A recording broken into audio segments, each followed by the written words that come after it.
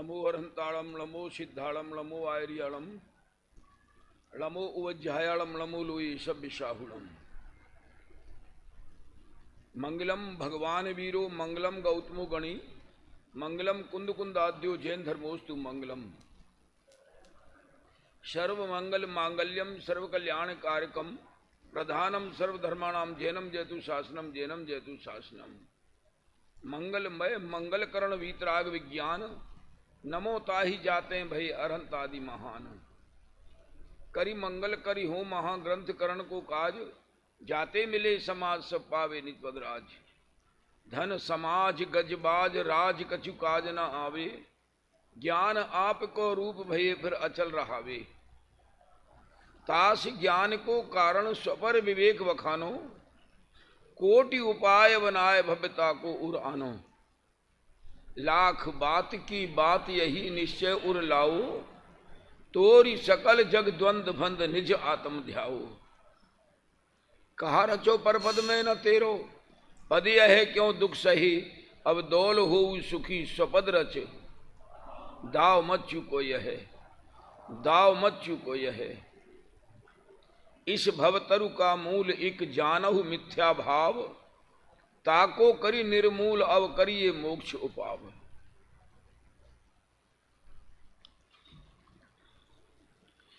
सुबह में से मुक्ष्ण प्रकाशक में से बहुत पेज पढ़ा दिए थे। आज 222 पेज पढ़ाया था। दोबारा दोहरा देता हूं थोड़ा सा। कितने ही जीव भक्ति को मुक्ति का कारण जानकर वहां अति अनुरागी होकर प्रवर्तते हैं। वह तो अन्नमति जैसे भक्ति से मुक्ति मानते हैं वैसा ही इनके भी श्रद्धान हुआ।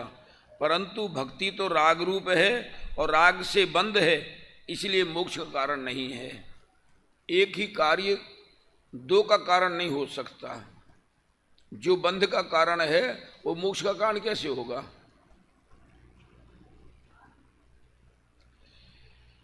जब राग का उदय आता है तब भक्ति ना करे तो पापानुराग हो। इसलिए अशुभ राग छोड़ने के लिए ज्ञानी भक्ति में प्रवर्तते हैं और मोक्ष मार्ग को बाह्य निमित्त मात्र भी जानते हैं। परंतु यहाँ ही उपादेय मानकर संतुष्ट नहीं होते शुद्धोपयोग के उद्यमी होते हैं। क्या लिया पंडित जी ने कहा कि उद्यमी होते हैं शुद्धोपयोग के उद्यमी होते हैं। मैंने आपको रहस्यपूर्ण चिट्ठी में 3 जगह बताया था कि पंडित जी बारंबार ये कहते हैं स्वरूपानुभवन का अभ्यास करना। रहस्यपूर्ण चिट्ठी में 3 जगह आया है। एक ही कार्य करने योग्य है वास्तव में। और तो हमने बहुत पुण्य किए शुभ भाव करके और अनंत बार स्वर्ग में गए लेकिन कोई हाथ नहीं पड़ा। अनंत भव ऐसे ही गंवा दिए।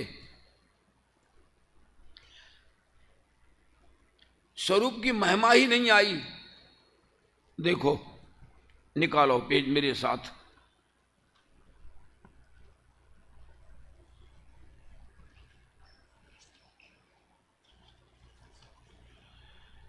(341) पेज रहस्यपूर्ण चिट्ठी। आज पूरा दोहरा देता हूं फिर आगे के बोल ले लूंगा। 22-23 बोल हो गए थे। रहस्यपूर्ण चिट्ठी निकालो भैया सामने में ही। जिस जीव ने प्रसन्न चित्त से बीचों बीच में है मिल गया तत्प्रति प्रीति चित्तेन उसके नीचे। जिस जीव ने प्रसन्न चित्त से इस चेतन स्वरूप आत्मा की बात भी सुनी है वह निश्चय से भव्य है। अल्पकाल में मोक्ष का पात्र है। सो भाई जी तुमने प्रश्न लिखे उनके उत्तर अपनी बुद्धि अनुसार कुछ लिखते हैं। सो जानना अपनी बुद्धि अनुसार कुछ लिखते हैं सो जानना। और अध्यात्म आगम की चर्चा गर्भित पत्र तो शीघ्र दिया करें। क्या लिखा है मिलाप तो कभी होगा तब होगा, ये 3 जगह लिखा है मिलना तो। लास्ट के पेज में भी 2 जगह लिखा है मिलना तो जब होगा तब होगा। और निरंतर स्वरूपानुभवन का अभ्यास रखोगे जी। बस एक ही काम है, निरंतर स्वरूपानुभवन का अभ्यास है। गुरुदेव कहते थे पुरुषार्थ सिद्धि उपाय के 581 पेज पे है, भाग 2 581 पेज सबसे ऊपर।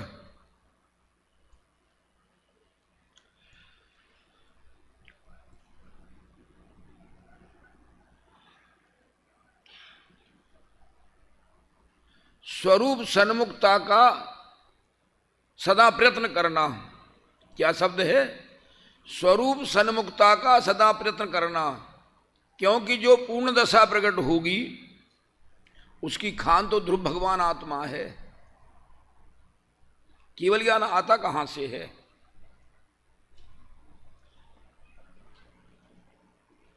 याद आ गया? इंदौर का कांच का मंदिर, ऊपर की बेदी, याद आ गई क्या? कांच का मंदिर, ऊपर की बेदी, लेफ्ट वाला खंबा, क्या लिखा है? आत्मा ही परमात्मा है ताको जानो। हमको इस जीव की महिमा आती नहीं है, वास्तव में अपनी महिमा आती नहीं है, दूसरों की महिमा आती है। बस किसी के पैसे की महिमा आती है, किसी के रूप की महिमा आती है, किसी के कार्यों की महिमा आती है, किसी के त्याग की महिमा आती है। कभी इस जीव को अपनी महिमा नहीं आई वास्तव में। पर के ही गीत सदा गाए रे चेतन, आत्म के गुण नहीं ध्याए। दूसरों के ही गीत गाए, वो इतना सुंदर बोलते हैं, इतना दान देते हैं, ऐसा ऐसा ऐसा।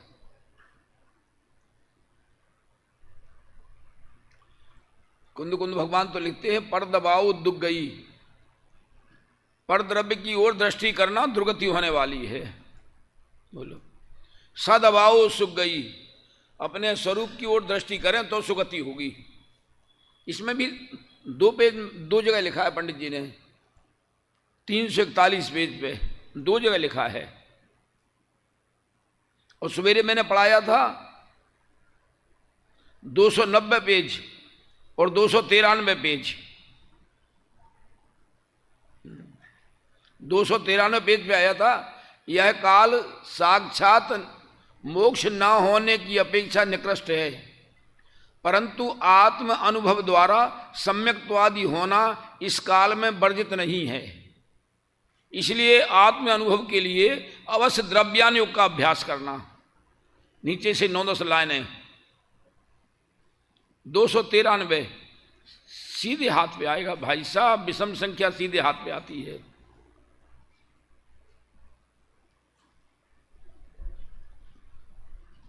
और नीचे उंगली रखें उसकी और नीचे, यहीं यहीं यहीं देखो, बस अब मिल गया बराबर।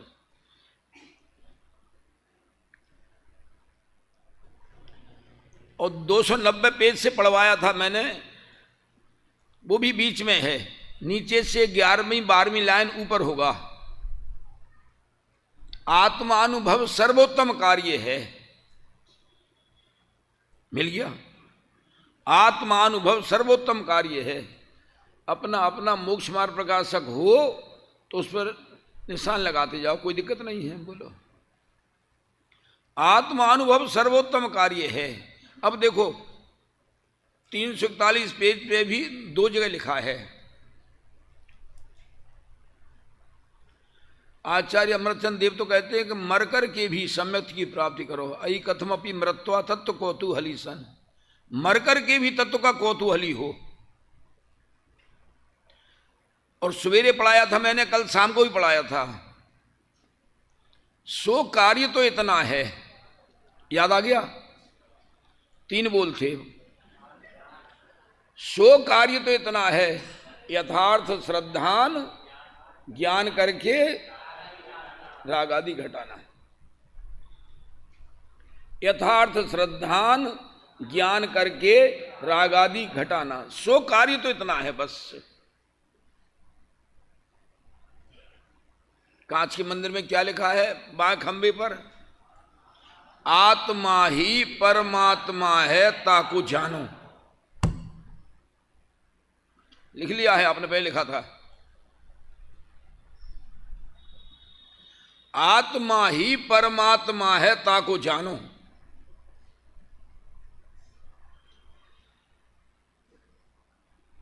और दूसरे खंबे पे क्या लिखा था, याद आ गया किसी को?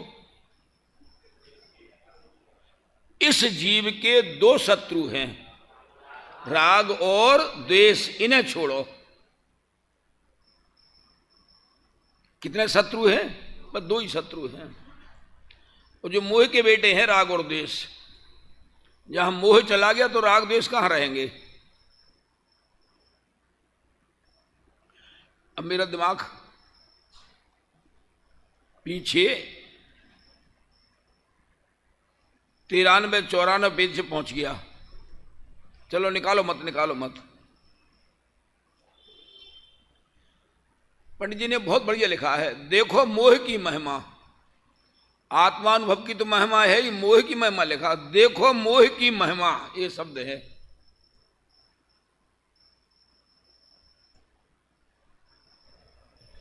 और कुंद कुंद आचार्य अमृतचंद देव तो लिखते हैं, मोह में मत नाचो। और प्रवचन सार में ततो मोह वाहिनी विजय बद्धा कच्छेयम, मैंने मोह शत्रु पर विजय प्राप्त करने के लिए, मोह रूपी सेना पर विजय प्राप्त करने के लिए कमर कस ली है, ऐसा लिखते हैं। प्रवचन सार में 79 गाथा होगी या 81 गाथा होगी, इतना इतना थोड़ा अंतर है, भूल गया हूं। 79 या 80-81 गाथा। मैंने मोह शत्रु पर विजय प्राप्त करने के लिए कमर कस ली है।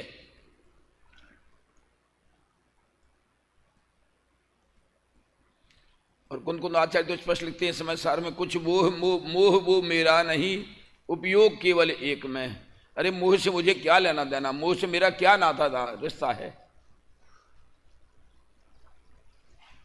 मैं तो केवल उपयोग स्वरूप ही हूं। और आचार्य अमृतचंद देव ने कलश 200 में लिखा है, बहुत बढ़िया, नास्ति सर्वोपि संबंधः परद्रव्य आत्म तत्त्वयो। परद्रव्य के साथ मेरा कोई संबंध नहीं, ना कर्ता कर्म ना भोक्ता भोग, कोई संबंध नहीं। परद्रव्य से मेरा कोई संबंध नहीं, कुछ लेने देना देना नहीं। मैं परद्रव्य में क्यों मूर्छित हूं बोलो? एक अभी राजा भोज का याद आया। राजा भोज कवियों को बहुत दान देता था। राजा भोज वो स्वयं भी कवि था। और एक कवि बहुत दिनों से दुखी था पैसे के अभाव में। उसने सोचा बहुत दिनों से मुझे कुछ पैसा मिला नहीं है, क्या करूं? उसने दिमाग लगाया, बोला आज तो कुछ भी हो, राजा साहब के यहां जाकर के चोरी करना है।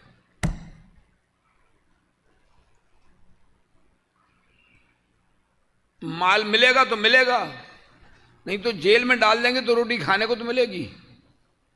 क्या देवता परमात्मा, माल नहीं मिलेगा तो कम से कम रोटी खाने को तो मिलेगी, जेल में डाल देंगे तो। उसने बहुत हिम्मत की, उसने बहुत हिम्मत की। और इतनी हिम्मत की कि राजा भोज के पलंग के नीचे तक आ गया। बोलो, इतनी हिम्मत की। अब अलमारी खोलने की हिम्मत नहीं हो रही उसकी, पलंग के नीचे बैठा बस चुपचाप। राजा भोज वो भी कवि थे।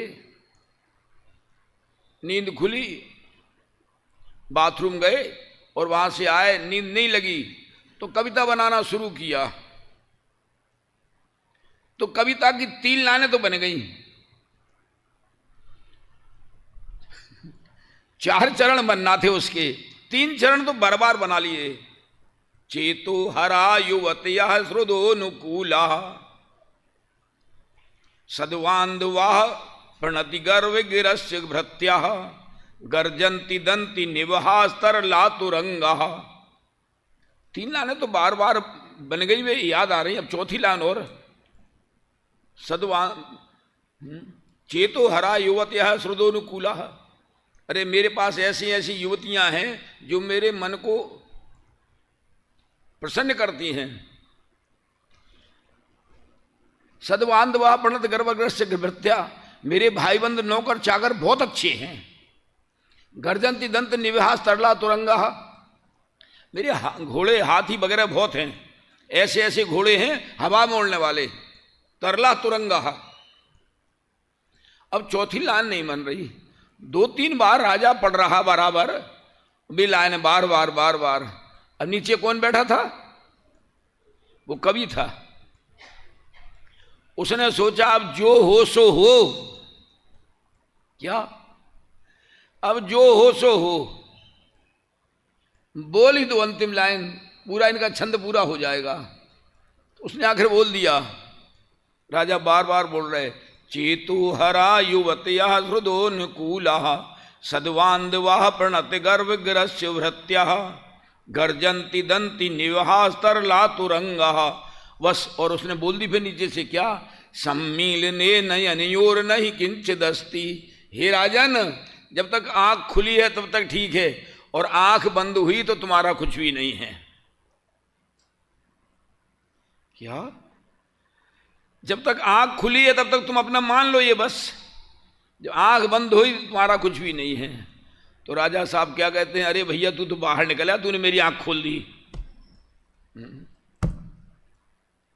तूने मेरी आंख खोल दी, द्रव्य दिया। बहुत घटना है मेरे पास, 2-3-4 घटनाएं हैं राजा भोज की। भाई ये विचार आवे, बस हम किसको अपना मान रहे हैं बोलो। सबसे पहले तो मैं एक दिन सुनाया था आपको, याद हो या ना हो, सबसे पहले तो इस देह से ममत्व निकालना चाहिए। इस देह को मैं मानना सबसे बड़ा ये पाप है। सब पाप इसके पुत्र हैं, सब पाप का ये बाप है। इस देह को मैं मानकर बंदी हुआ यह आप है, जो शुद्ध चित्त चैतन्य है, अच्युत तथा निष्पाप है। आत्मा सदा है शुद्ध ज्ञायक, देह हो सकता नहीं, मरता नहीं, नहीं जन्मता, चैतन्य जड़ होता नहीं।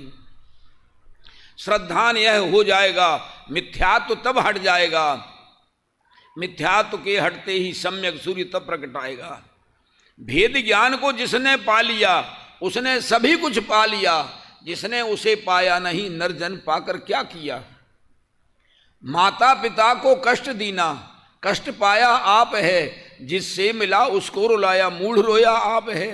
त्यागी ना इंद्रिय वासना, लाखों भरी मन कामना, तृष्णा मरी छूटत नहीं, चाह जगत में नाम ना नाम। स्वाधीन ना ही इंद्रियां, मन भी नहीं बस में किया, साधन किया ना एक भी, नर जन पाकर क्या किया। 24 छंद है, ये तो मैंने आपको 6 ही सुनाए। बाहर नहीं है सुख जरा, सुख सिंधु तेरे में भरा, नर मूल बाहर खोजता, ज्यों हिरण कस्तूरी भरा। हिरण सोचता है जी गंध कहां से आ रही है, गंध कहां से आ रही है, गंध तो उसकी नाभि से आ रही है। बोलो, बाहर सुख खोजता है बस।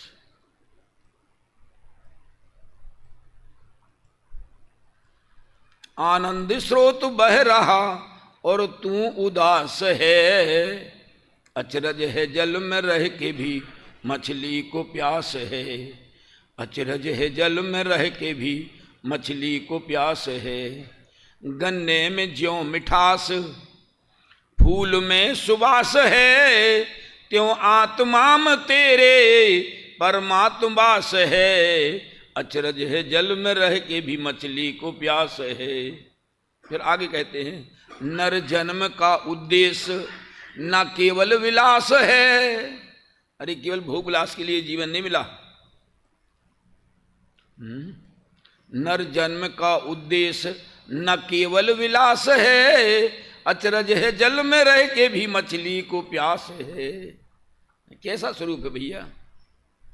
स्वरूप की लगन लगे तो परद्रव्य से ममता टूटे, परद्रव्य से प्रीति कम हो, परद्रव्य की महिमा कम आए, स्वरूप की महिमा आए तो बस। इसमें पेज में पंडित जी ने 2 जगह लिखा है, 341 पेज पे, कि स्वरूप अनुभव का प्रयत्न करना। शब्द दूसरे हैं। देखो क्या लिखा ऊपर से 7वीं लाइन, और भाई जी विशेष कहाँ तक लिखें। मेरा तो मन ऐसा ही होता है कि भाई टोडरमल स्मारक में तो मोक्ष मार्ग प्रकाशक 12 महीने चलना ही चाहिए। देवता परमात्मा, हाँ बराबर। वास्तव में अगर इस यहाँ नहीं पढ़ा जाएगा तो कहाँ पढ़ा जाएगा। अरे भाई जी विशेष कहाँ तक लिखें। जो बात जानती हैं वह लिखने में नहीं आती।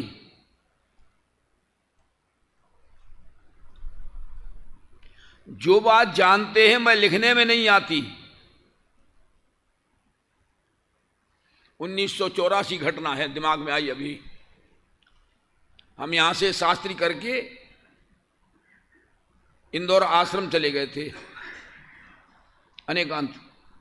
यहां से शास्त्री करके इंदौर आश्रम चले गए थे। आश्रम में रहे 5 साल, सेठ हुकुमचंद के घंटाघर के सामने। वहां हमारे प्रवचन होते थे। एक दिन अखबार में पढ़ा,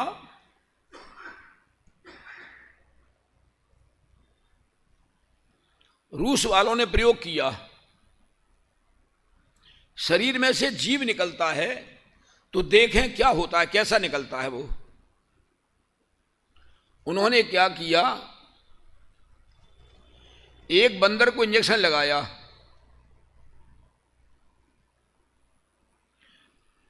कि आधा घंटे में वो खत्म हो जाए, ऐसा इंजेक्शन लगाया। और एक बड़ी कांच की पेटी में उसको रखा, अंदर ऑक्सीजन का जार भी रख दिया। ये तो दम घुटे तो 1 मिनट मर जाए।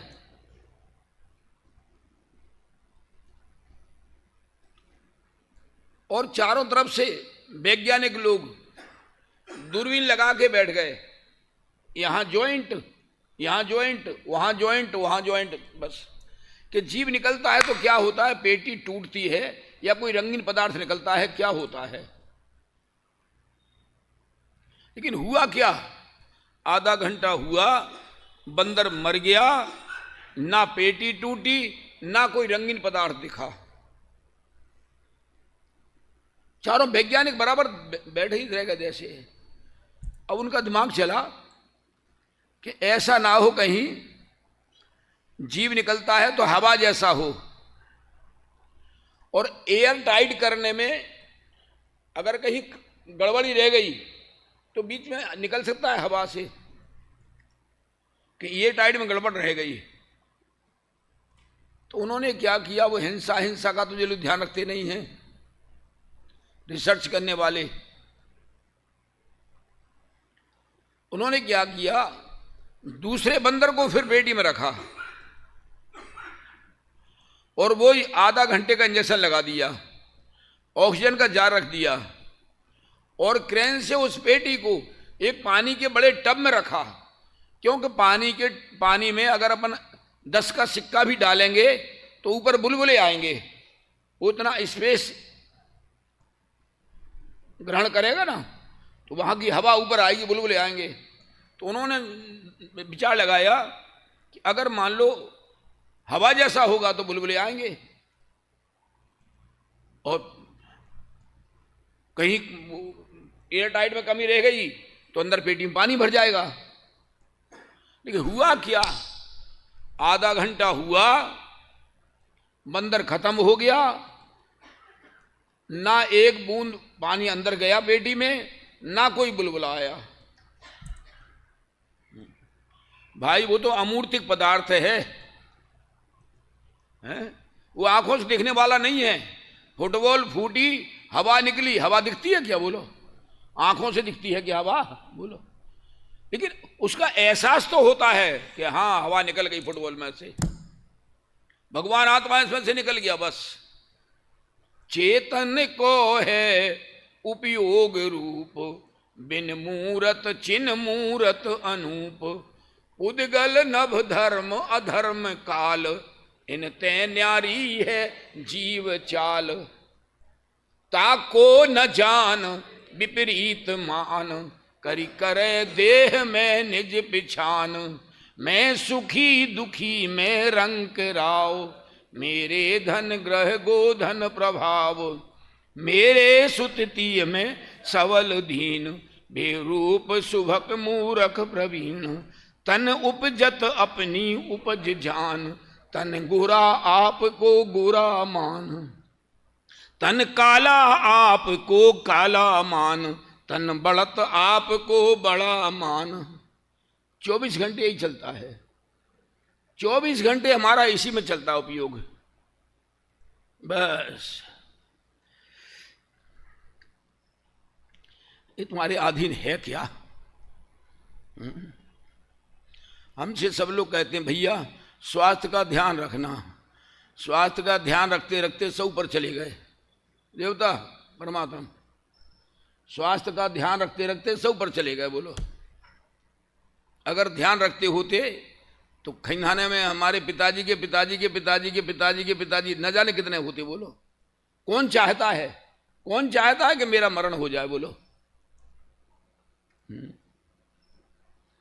भय तीर्थंकर से बली, तिनकी नहीं चली, मौत नहीं टली, तो अब क्या करिए? जिस पंथ चले भगवंत वही आचरिए। अजि मैं चेतन चिद्रूप, चिदानंद भूप, जगत दुख कूप, हमें क्या करना? अब लिया सिद्ध परमेष्टि तुम्हारा शरणा।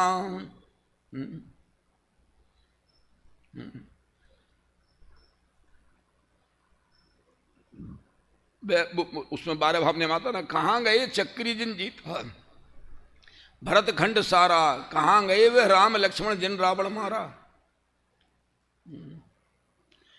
भाई जितना समय बचा है उसका सदुपयोग कर लो। सदुपयोग का एक ही काम है बस, स्वरूप की महिमा। बस ऐसे ग्रंथ पढ़ो जिसमें स्वरूप की महिमा जबरदस्त आवे। बस संगति ऐसे लोगों करो, क्रियाकांडों की संगति से बचो। मैं स्पष्ट कह रहा हूं, वे क्रियाकांड में ऐसा घुमा देंगे उसमें स्वाध्याय से अरुचि हो जाएगी। बिल्कुल स्वाध्याय के प्रति रस ही नहीं रहेगा। श्रीमद जी ने लिखा है, जिसने सत असत मार्ग की परीक्षा नहीं की वह धोखा खा सकता है। जिसने सत असत मार्ग की परीक्षा नहीं की वह धोखा खा सकता है, और वह कुगुरु उनके चित्त पर अनेक प्रकार के विकल्प अंकित कर देता है जिससे वह सच्चे गुरु के पास ना जाए। क्या दशा होती है? बोलो। दादा ने लिखा है क्या समझ सारे इसमें दादा का? मैं पढ़ के बता दूं आपको नियम सार। दादा का समझ सार चाहिए, इसमें है क्या? नहीं है शायद।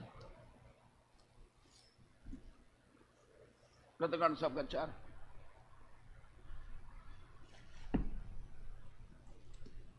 प्रवचन सार, दादा वाला समय सार नहीं है इसमें। मैं आपको पढ़ के सुना दूं, दादा ने बिल्कुल स्पष्ट लिख दिया, लेकिन कौन पढ़े? किसको है पढ़ने की फुर्सत? मूल ग्रंथ समय सार।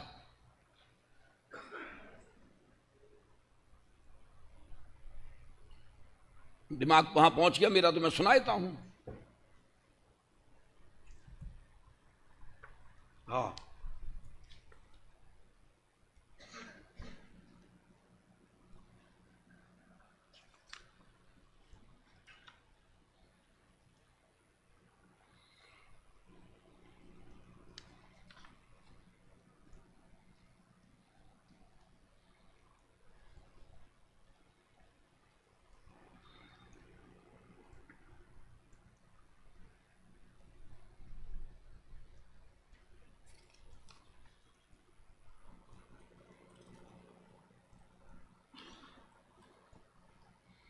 ये है पेज नंबर 310।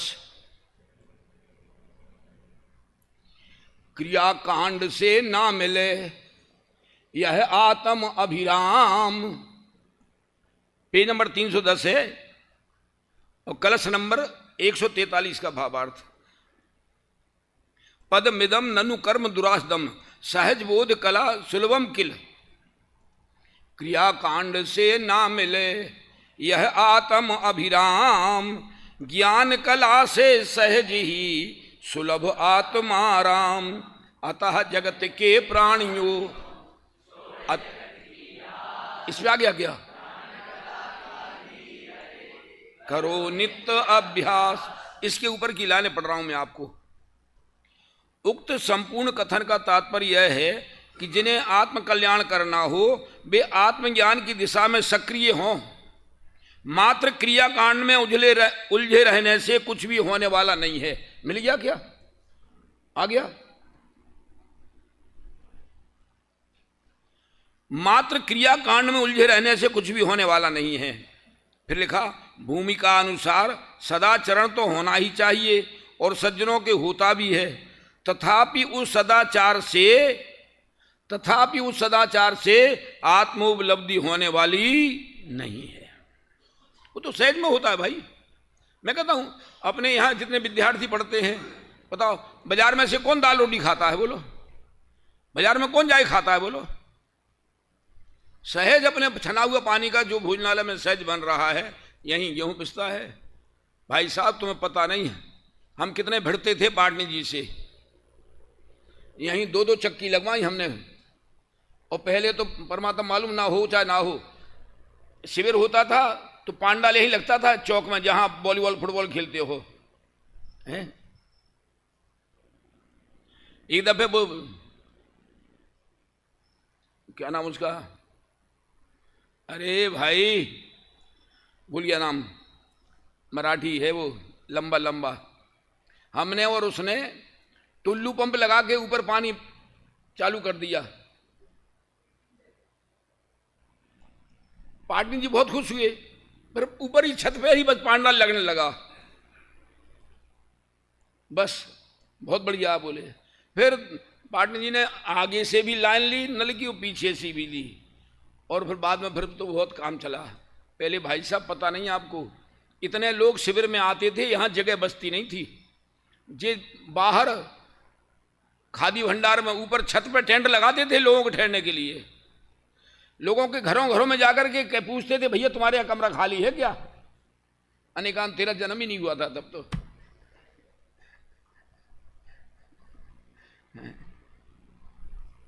इतने लोग आते थे पहले शिविर में। बाबू भाई आते थे, लालचंद भाई आते थे, युगल जी आते थे 8-8, 10-10 दिन के लिए।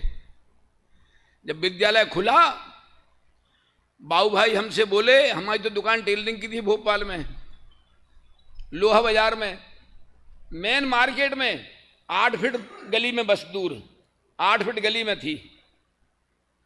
बाबू भाई कहते हैं, अरे तुम्हारे लिए तो विद्यालय खुला है, तुम यहां क्यों सड़ रहे हो? क्या भैया? अनेकांत ऐसा ही बोले, तुम यहां क्यों सड़ रहे हो, तुम्हारे लिए तो विद्यालय खुला।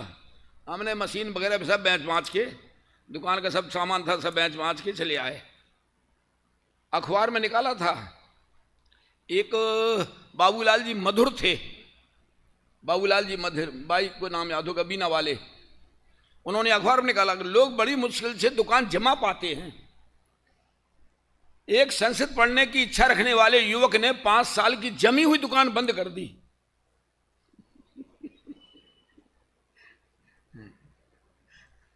और हम यहां आए तो हमारे बाद में फिर अभय कुमार जी को मालूम पड़ा कि अरे अभिनंदन जी तो गए जयपुर, तो फिर अभय कुमार जी भी आ गए। और अभय कुमार जी के बाद में राकेश नागपुर इंजीनियरिंग में एडमिशन ले लिया था उसने, फीस भर दी थी सब। उसके मामा थे सुंदरलाल जी मामा, उन मामा ने फोर्स किया, वो भी छोड़ छाड़ के चला आया। बहुत माइंडेड था। राकेश नागपुर भी आ गया ऐसे। ओहो तो बस पार्टी से हम कहते रहते बाबूजी अपने स्वाधीनता से अपना काम करना, बाहर आटा पिसाना बंद करना है, यहीं पिसवाना, मसाले सब यहीं, सब यहीं। बोलो भूमिका अनुसार सदाचरण तो होना ही चाहिए और सज्जनों के होता भी है, तथापि उस सदाचार से आत्मोपलब्धि होने वाली नहीं है। इस कथन से यह अत्यंत स्पष्ट हो गया है कि यहाँ ज्ञान गुण का आश्रय निर्विकार परमात्म तत्व की उपलब्धि से है। निर्विकार परमात्म तत्व की उपलब्धि बस। मैंने सुनाया था आपको सांगली में, कुंभोज बाहुबली में समंतभद्र आचार्य ने समवसरण के बाहर 2 लाइन लिख के रखी हैं। या ही देह देवल में जी, या ही देह देवल में केवली स्वरूप देव, ताकि कर सेब मन कहां दौड़े जाते हैं। कहां कहां जा रहे हैं बोलो। अब देख लेना भैया, 10 लक्षण के बाद लोग बसों से लेकर के यात्रा को निकलेंगे और उनको होश ही नहीं है कि रात में कितने जीव मरेंगे, कोई ठिकाना नहीं वास्तव में। कहां 10 दिन बहुत धर्म किया और वहां जाकर के भगवान मालिक है, कितने क्या करेंगे बोलो।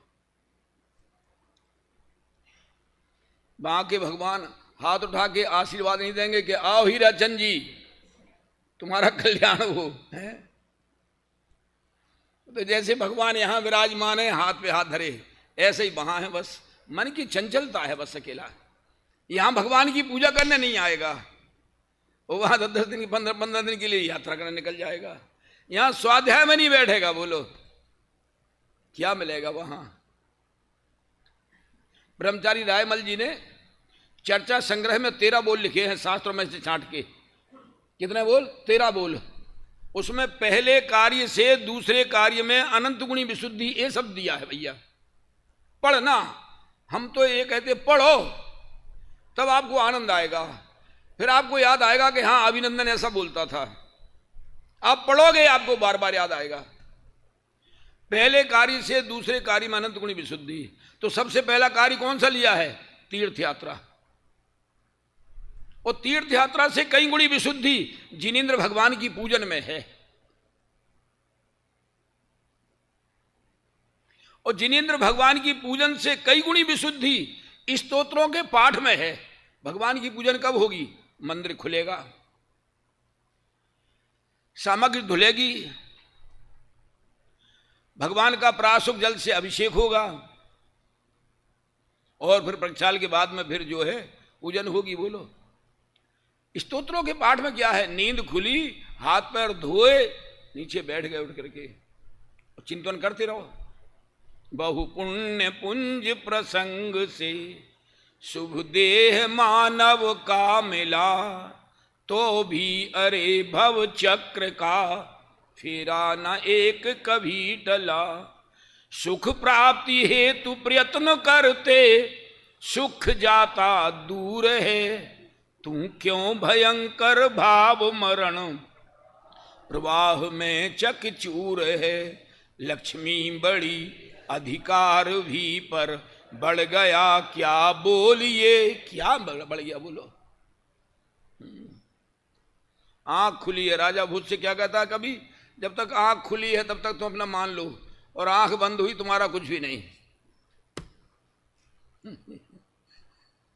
परिवार और कुटुंब है क्या वृद्धि कुछ नहीं मानिए। संसार का बढ़ना रे नरदेह की यह हार है। नहीं एक क्षण तुमको अरे इसका विवेक विचार है। पर वस्तु में मूर्छित न हो इसकी रहे मुझको दया। बह सुख सदा ही त्याज रे पश्चात जिसके दुख भरा। मैं कौन हूँ आया कहाँ से और मेरा रूप क्या। संबंध दुखमय कौन है स्वीकृत करूं पर। मैंने सवेरे पढ़ाया था मोक्षमार्ग प्रकाशक 17 पेज से। भली होनहार है, क्या लिखा है? टोडरमल जी ने क्या लिखा है? भली होनहार है। इसलिए जिस जीव को ऐसा विचार आता है कि मैं कौन हूं, मेरा क्या स्वरूप है, ये चरित्र कैसे बन रहा है, ये नाटक, कभी शरीर दुबला, कभी स्वस्थ, कभी अस्वस्थ, ये चरित्र कैसे बन रहा है, ये मेरे भाव होते हैं, उनका क्या फल लगेगा? जीव दुखी हो रहा है, सो दुख दूर करने का क्या उपाय है? मैं इसमें से ही छांटी मैंने लाइन है इसके उत्तर में भैया परमात्मा, इन पांचों प्रश्नों के उत्तर मैंने इसमें से ही छांटे हैं, मेरे सब नंबर लिखे हैं बराबर उसमें। इसका उत्तर कहां है? 5 प्रश्न हैं। मुझे इतनी बातों का विचार करके कुछ मेरा हित हो सो करना। और फिर मैंने आपको 257 पेज भी पढ़वाया था।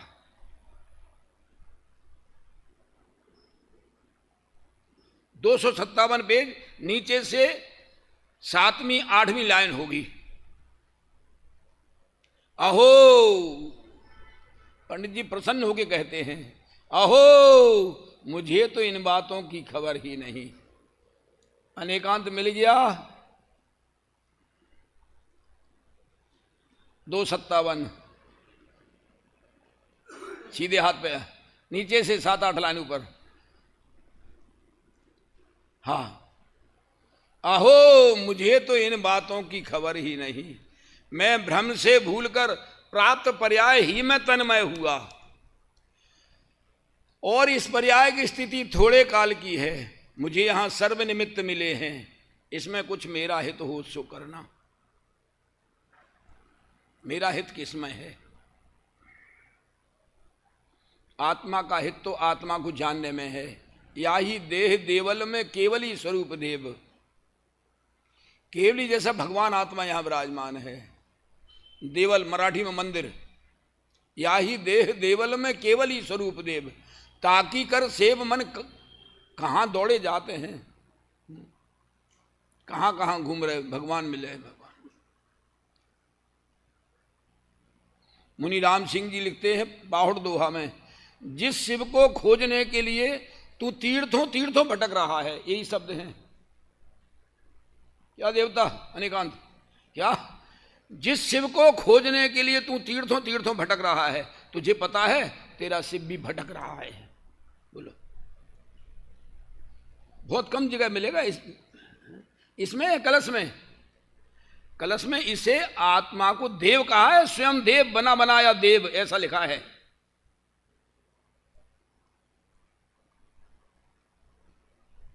बना हुआ देव है ऑटोमेटिक, किसी के आशीर्वाद से इसमें देवपना आता नहीं है, किसी के आशीर्वाद से आने वाला नहीं है, स्वयं देव है, ऐसा लिखा है। बढ़िया, 2 कलश हैं, एक 12वां और एक 144वां।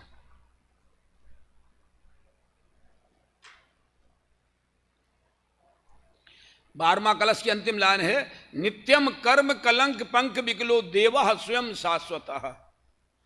कर्म कलंक पंक से रहे शाश्वत देव विराजमान है। और 144 में है प्रारंभ में, अचिंत शक्ति स्वयमेव देवः चिन्मात्र चिंता मणिरेश यस्मात्। इसके आगे आने वाला है, ये 143 में पढ़ के सुना रहा था आपको दादा का, फिर दिमाग मेरा पहुंच गया मोह में।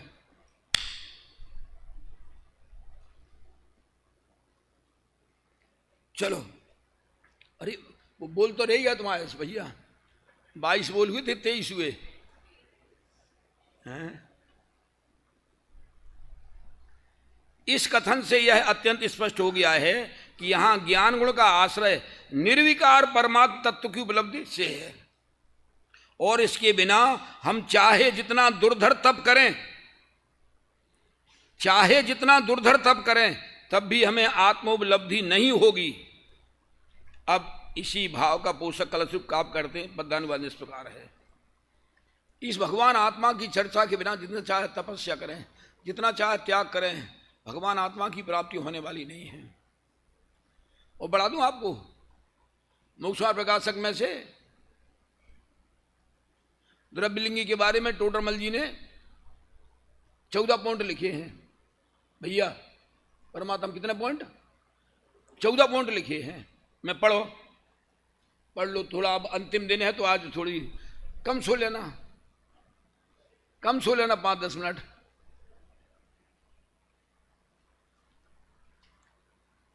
दो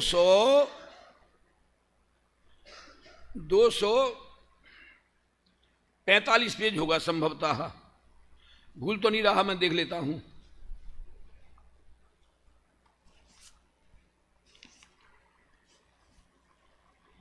दो 245 ही है। देखो बीचों बीच में है, वही बतलाते हैं, मैं फटाफट बोलते जाऊंगा, ठीक है ना? आप उंगलियों पर गिनते जाना। द्रव्यलिंगी मुनि राज्यादिक को छोड़कर निर्गंत होता है, पहला पॉइंट, उंगलियों पर गिनते जाना। दूसरा, 28 मूल गुणों का पालन करता है। तीसरा, उग्र से उग्र अनशनादि बहुत तप करता है। चौथा, क्षुधादिक 22 परिसर सहता है। पांचवा, शरीर के खंड खंड होने पर भी व्यग्र नहीं होता। इसमें आ गया क्या? इसमें आ गया। छठवां, व्रत भंग के अनेक कारण मिलने पर भी दृढ़ रहता है। सातवां, किसी से क्रोध नहीं करता। ऐसे साधनों का मान नहीं करता। और नौवां, ऐसे साधनों में कोई कपट नहीं है। आत्म कल्याण की भावना से मुनिपना धारण किया है। क्या भैया? आत्म कल्याण की भावना से, कपट से नहीं, केवल आत्म कल्याण की भावना से। ओहो, इन साधनों द्वारा इस लोक परलोक के विषय सुख को नहीं चाहता। 10 हो गए पॉइंट। ऐसी उसकी दशा हुई है। यदि ऐसी दशा ना हो तो ग्रेवियक पर्यंत कैसे पहुंचे? भैया पढ़ो, टोडरमल जी को बारीकी से पढ़ो, बहुत बारीकी से, भले ही 4-6 लाने पढ़ो। कैसे पढ़ो? निराकुल होके पढ़ो। जितना फ्री समय हो तब निकालो के पढ़ो। आकुलता हो तो आकुलता में तो कुछ नहीं मिलने वाला। मैंने सवेरे आपको अंतिम में 4 लाइनें एक भजन की पढ़ी थी। भैया परमात्मा, 4 लाइनें एक भजन की पढ़ी थी मैंने सवेरे अंत में। याद आ गया किसी को? किसी को याद नहीं आया, क्योंकि दिन भर धमाधम नाटक करना, कि ये करना वो करना, उसमें सबको उपयोग सबका वहां जाता है। बस पहली लाइन बताता हूं, फिर याद आ जाएगा। आकुल रहित होए इमनिस दिन, कीजे तत्व विचारा हो। क्या शर्त है? शर्त क्या है? आकुल रहित होए इमनिस दिन, कीजे तत्व विचारा हो। को मैं कहा रूप है मेरा, पर है कौन प्रकारा हो। अजीब तत्व। को मैं कहा रूप है मेरा, जीव तत्व, पर है कौन प्रकारा हो। को भव कारण आश्रव तत्व। बंध कहा को बंध तत्व, आश्रव रोकन हारा हो संवर तत्व। खिपत कर्म बंधन काहे सो निर्जरा तत्व, थानक कौन हमारा हो मोक्ष तत्व। आकुल रहित होए इमनिस दिनो, कीजे तत्व विचारा हो। आकुल रहित को मैं कहा रूप है मेरा, पर है कौन प्रकारा हो। को भव कारण बंध कहा को, आश्रव रोकन हारा हो। खिपत कर्म बंधन काहे सो, थानक कौन हमारा हो। इमि अभ्यास किए पावत है, इमि अभ्यास किए पावत है। आकुल रहित होए इम निस्दिन, कीजिए तत्व विचारा हो। टोडरमल जी ने तत्व विचार की महिमा बहुत बढ़िया लिखी है 260 पेज पे। अब मैं वो नहीं पढ़ा रहा हूं, दिमाग पहुंच गया लेकिन मेरा। देखो तत्व विचार की महिमा, तत्व विचार रहित देवादिक की प्रतीति करे, बहुत शास्त्रों का अभ्यास करे, व्रत तप पाले, उसको तो सम्यक होने का अधिकार नहीं है। 260 पेज पढ़ लेना, नीचे से 9वीं लाइन।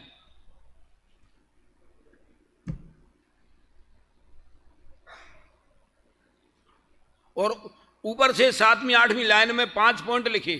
अपना कार्य करने का इसको हर्ष बहुत है। क्या लिखा है? अपना कार्य करने का इसको हर्ष बहुत है, इसलिए कभी विचार करता है, कभी चिंतन करता है।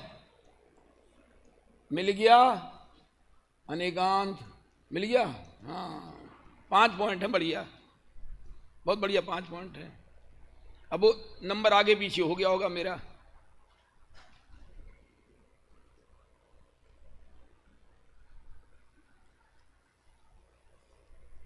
अभी मैं ये पढ़ा देता हूं दोबारा।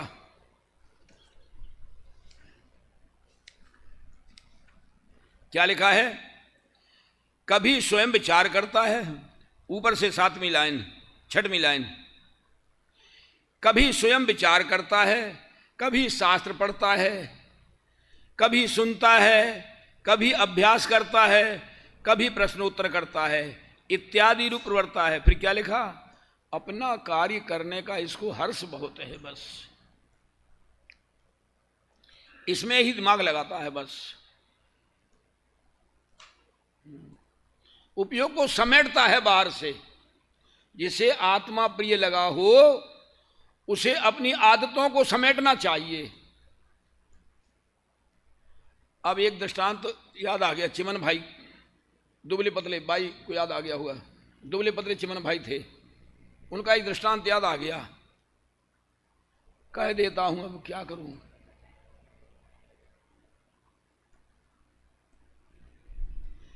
एक राजा ने अपने नगर के बालकों की बुद्धि की परीक्षा करने के लिए एक प्रयोग किया कि मेरे नगर में बालक कितने बुद्धिमान हैं।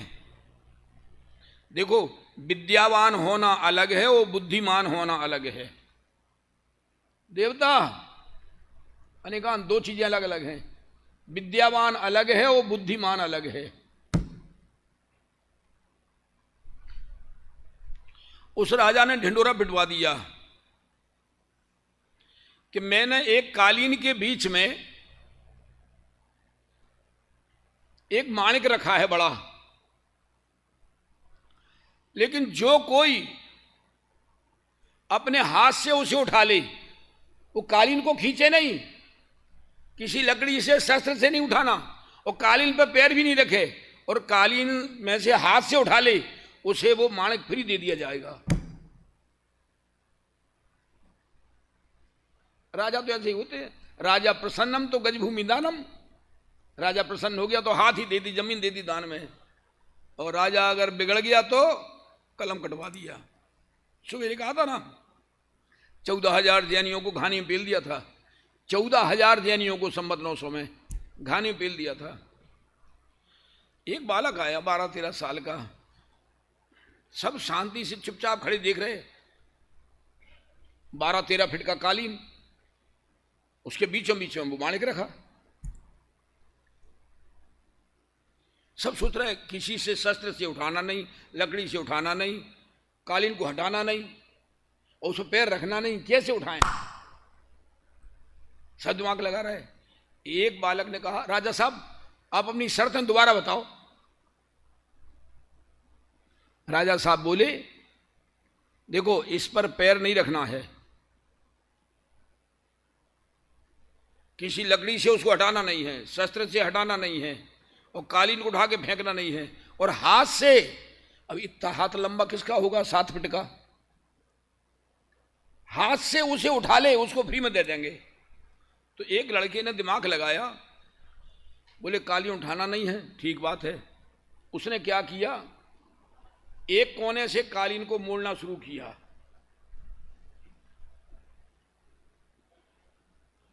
एक कोने से कालीन को मोड़ना शुरू किया, और जैसे ही वहां पहुंचा हाथ से उठा लाया और कालीन ज्यों का त्यों।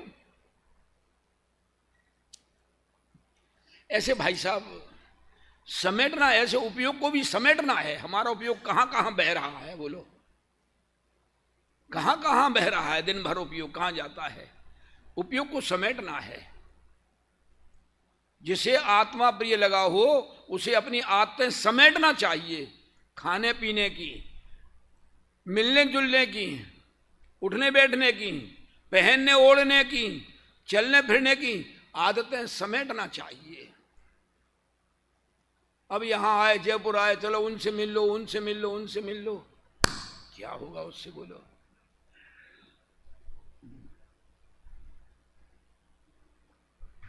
क्या है भैया, चलो जल्दी पढ़ के बता देता हूं मैं।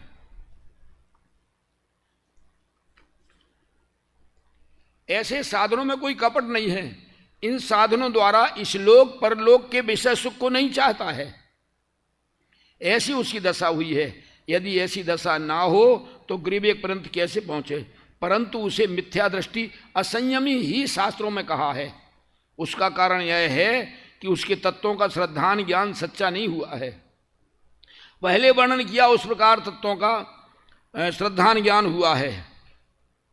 उसी अभिप्राय से सर्व साधन करता है, परंतु उन साधनों के अभिप्राय की परंपरा विचार करने पर कसायों का अभिप्राय रहता है।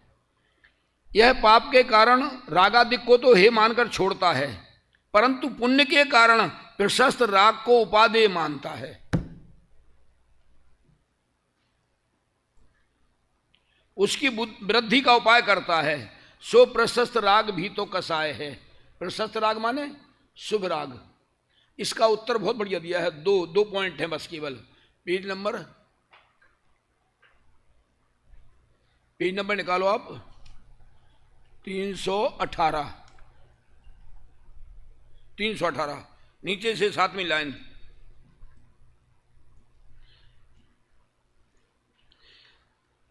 आठवीं लाइन है, जैसे द्रव्यलिंगी मुनि जिन वचनों से तत्वों की प्रतीति करे, जिन वचनों से तत्वों की प्रतीति करे, अब पॉइंट लिखना दो ध्यान से, परंतु शरीराश्रित क्रियाओं में अहंकार, हीराचंद जी, शरीराश्रित क्रियाओं में अहंकार, और दूसरा पुण्याश्रम में उपादेयपना इत्यादि विपरीत मानता अभिप्राय से मिथ्या दृष्टि रहता है। दो बातें मुख्य हैं, शरीराश्रित क्रियाओं में अहंकार और पुण्याश्रम में उपादेयपना इत्यादि विपरीत कार्य अभिप्राय से मिथ्या दृष्टि रहता है। इसलिए जो तत्वार्थ श्रद्धान विपरीताभिनिवेश रहित है वही सम्यक दर्शन है। संसार सागर लगने लगा है सार, ज्ञायक स्वभाव की रुचि जागी, कौन जानता इस जीवन की कब हो जावे शाम, रे मन भजले आत्म राम, रे मन भजले आत्म राम।